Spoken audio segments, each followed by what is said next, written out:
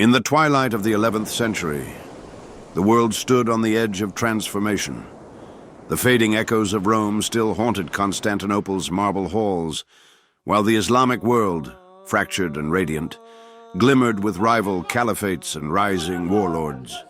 In the West, armored knights spilled blood in petty feuds, as popes dreamed of uniting Christendom under one burning cause. From the dust of Anatolia to the sands of Jerusalem, a storm was building, fueled by faith, ambition, and vengeance. What began as a call to rescue a distant holy city would ignite a war that reshaped the world. Across 6 gripping episodes, we follow the rise and ruin of empires, the clash of swords and souls, from the first cries of war to the final embers. This is the full story of the Crusades.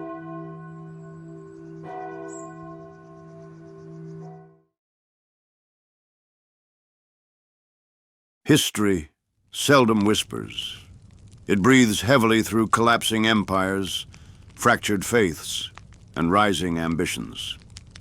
In the decades before the First Crusade, 3 great civilizations, Western Christendom, the Byzantine Empire, and the Islamic world, stood not as titans in harmony, but as islands drifting toward collision. What unfolded between 1071 and 1096 would ignite one of history's most brutal and transformative conflicts. These were the years of implosion and invocation.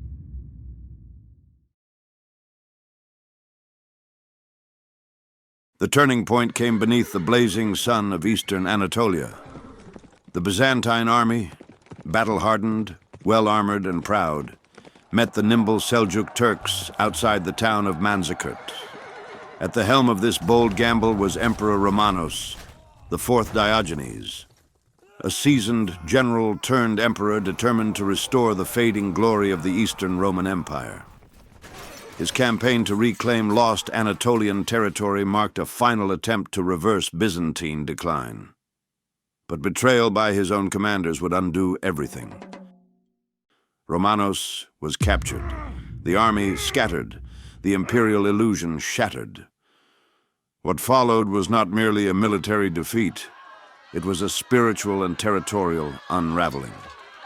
Within a few years, Turkish beyliks dotted Anatolia.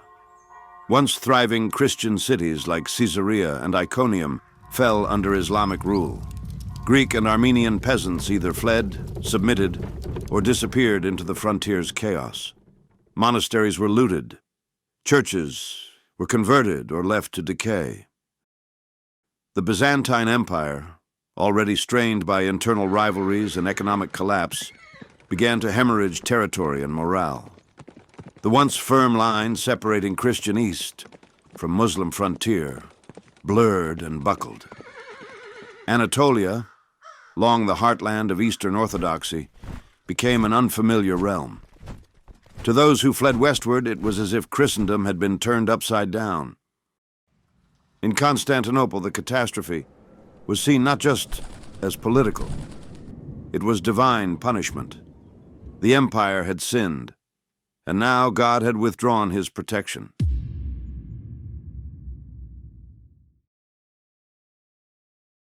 The victors, if they could be called that, were no monolith.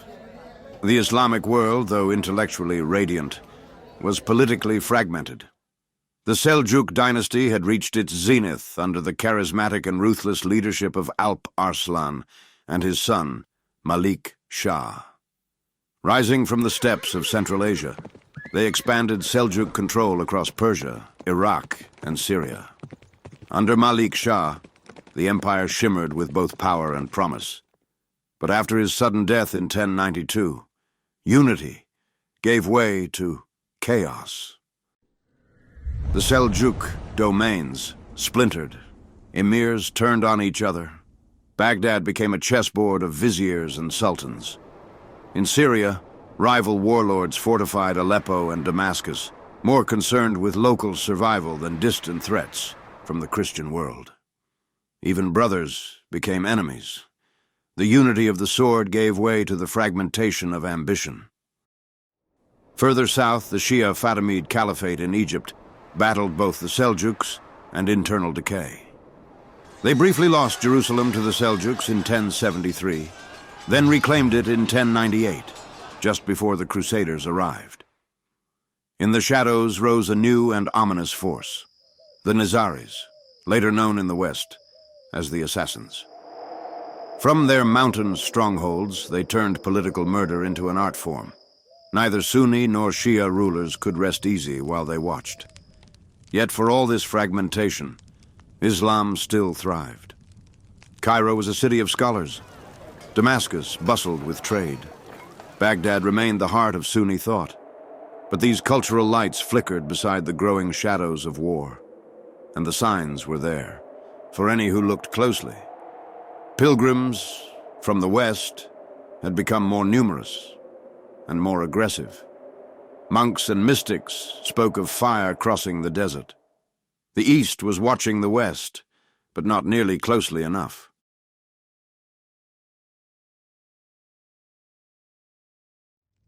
To the West, the landscape was no less volatile.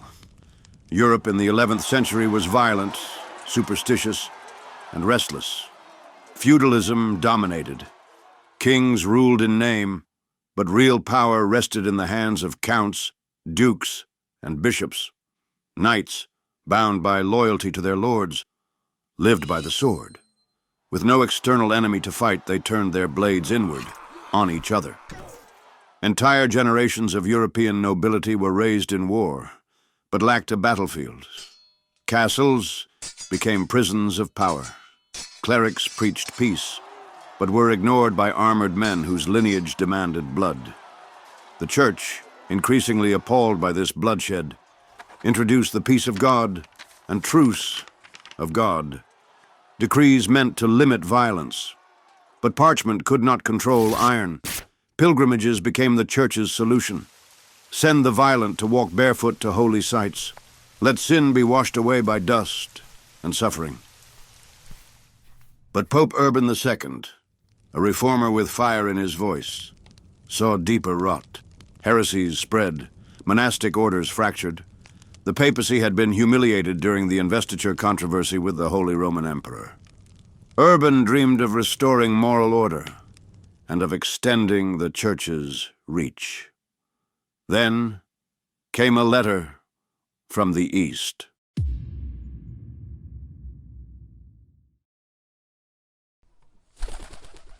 In Constantinople, a man of military intellect and political pragmatism rose to the Byzantine throne. Alexios I Komnenos, a soldier scholar thrust into imperial power, found himself ruling an empire teetering on the edge. Norman mercenaries threatened from the west. Seljuk beyliks ravaged the east. His treasury was empty, his armies depleted. For the first time in centuries, a Byzantine emperor turned westward, not in rivalry, but in desperation. He appealed to the Pope, not for theology, but for swords. In return, he promised lands, honor, and the hope of restoring unity between the Roman and Greek churches. Urban saw more than a military plea. He saw a divine opportunity. This was not merely an appeal from the East. It was the chance to reshape the Church, to reclaim authority, and to rally a fractured continent toward a singular holy goal.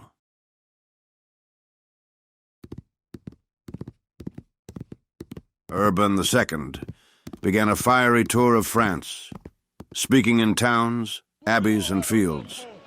He spoke of Eastern Christians suffering under Muslim rule, of desecrated churches, of pilgrims tortured and humiliated. But Urban did not just speak in lament. He thundered with purpose. He framed the coming war not as conquest, but as liberation. Jerusalem, the sacred jewel of Christendom, had been stolen. It must be returned. And there was more. Those who took up the cross would receive a remission of sins. Violence, if wielded in holy purpose, could sanctify the soul. For knights, This was intoxicating. For peasants, it was freedom wrapped in destiny. For younger sons with no inheritance, it was land and purpose bound by God's will. At Clermont, before a vast crowd, Urban summoned not merely soldiers, but all of Christendom. In a field ringed by banners, he declared a sacred duty: march to the Holy Land, restore it, redeem yourselves. Heaven itself beckoned. The people roared, Deus vult, Latin for God wills it.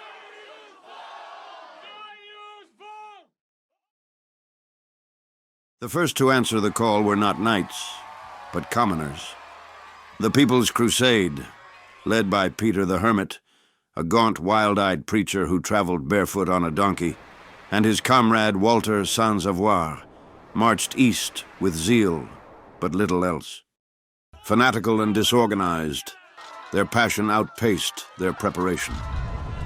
As they crossed Europe, they left violence in their wake, most horrifically in the Rhineland, where Jewish communities were massacred.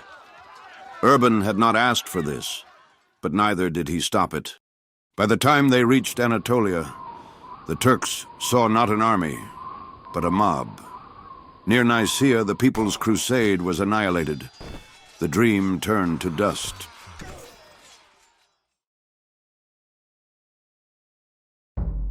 But then came the real armies, seasoned, ambitious, and dangerous. Bohemond of Taranto, a Norman warlord with the eyes of a conqueror, saw the crusade as his path to a kingdom. Raymond of Toulouse, older and devout, carried both faith and political cunning.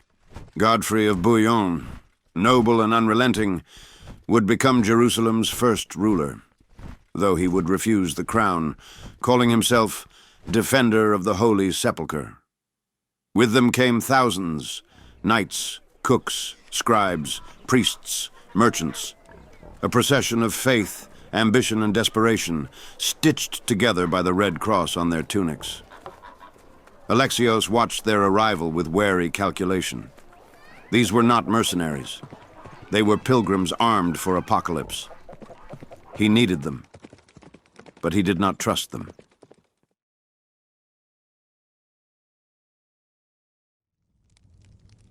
In the Islamic world, word of the Crusaders spread slowly, and then with alarms.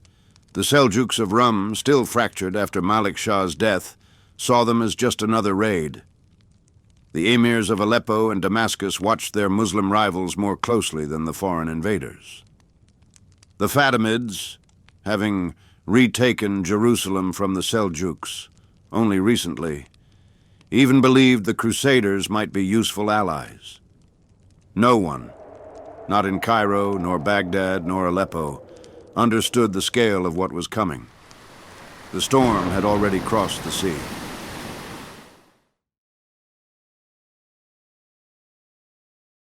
Three civilizations, three faiths, three paths colliding. The crusade was not born from a single cause, but from many. Theological ambition, political decay, cultural anxiety, greed, guilt, glory. It was a movement built on contradictions, violence sanctified by peace, conquest disguised as pilgrimage, unity forged through blood. In its wake, the medieval world would never be the same. Borders would shift, cities would fall, kingdoms would rise and collapse. But more than politics, the Crusades reshaped the minds of men. Muslims would come to see the West not merely as distant and barbaric, but as a relentless foe. Christians would see Jerusalem not just as sacred, but as attainable by the sword. And Byzantium would learn that inviting the West could bring ruin just as easily as relief. This was the hinge of history, a prelude to centuries of holy war, a crucible that burned away nuance and left only zeal. From the ashes of Manzikert, from the pulpits of France, from the marble halls of Constantinople, and the sacred courtyards of Jerusalem, rose a war that would burn for generations. The whisper was over. The storm had begun. stop here for now. The call's gone out, the armies are moving, and the Holy Land is about to shake hard. Thanks for sticking around. But this was just the prelude. Next time, we dive straight into what happens when the princes arrive, and how their swords, sins, and saints will redraw the map of the medieval world. If you want to see how a shattered Jerusalem clings to survival, you won't want to miss the next episode. We'll see you there.